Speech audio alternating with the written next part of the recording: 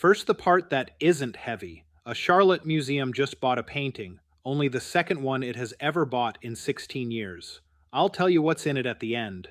But first, this is CLT Daily. I'm Steve Babulis. It's Monday, August 24th, your independent daily briefing for the Queen City. Today, Sunday night, a man with no badge and no authority stood in the parking lot of a bakery in East Charlotte, and the owner started shaking. Here's what happened, and I'm going to be careful with it. Gregory Bovino is the former commander of the Border Patrol. In November of last year, he ran Operation Charlotte's Web, the federal immigration surge in this city that detained roughly 400 people. During it, Manolo's Bakery in East Charlotte became a nightly gathering point for people protesting the crackdown. Sunday, Bovino came back. He was in the parking lot filming with a podcast host, revisiting locations from that operation. He says the point was to show businesses like Manolo's are flourishing now, and that the video goes up online this week. Manolo Betancur, who owns the bakery, came out. His account: "I started shaking. I got scared. It was very intimidating." Betancur says Bovino recognized him and said, quote, "Oh, you are Manolo. I know you too. You are the one who shut the bakery down so you can protect illegals." They talked for about 30 minutes about immigration. Bovino and the podcast host asked to buy pastries. Betancur told them no. And Betancur said this about his neighborhood, 9 months after the operation: "There are neighborhoods of people that are not coming out, so the devastation is huge." Now, here's the part I keep turning over. Gregory Bovino doesn't work for the government anymore. The Trump administration removed him from his post in January. He left federal service in March. On Sunday, he was a private citizen standing on private property holding a camera. He had every right to be there. He has every right to film and to argue for more deportations, which is what he says the video is for. Betancur had every right to refuse to sell him anything and did. Nobody called police.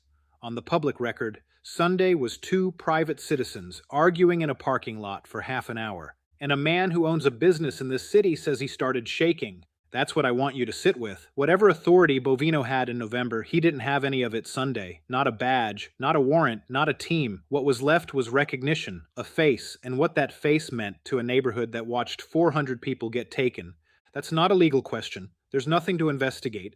It's a fact about what an operation leaves behind after it ends and how long that lasts.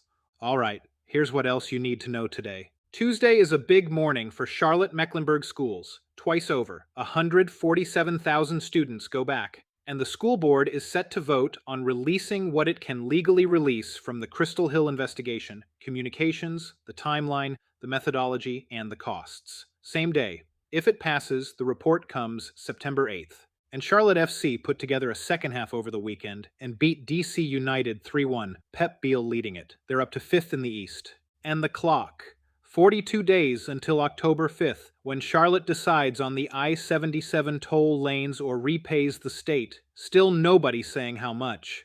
Now, as promised, the Bechtler Museum of Modern Art has bought a painting called Drum Call by the artist David McGee. It's a black Civil War soldier standing with a drum and a birdcage. The soldier's pants are red, and that's the detail. Red trousers were the uniform of an all-black volunteer regiment from North Carolina. It's only the second work of art the Bechtler has purchased since it opened here in 2010, paid for by a new group of donors. Curator Katya Zavistovsky said part of what they liked was the connection to where the museum actually is. The museum hasn't published when it goes on view, so I can't give you a date. When they do, I will. And 2 dates you already have.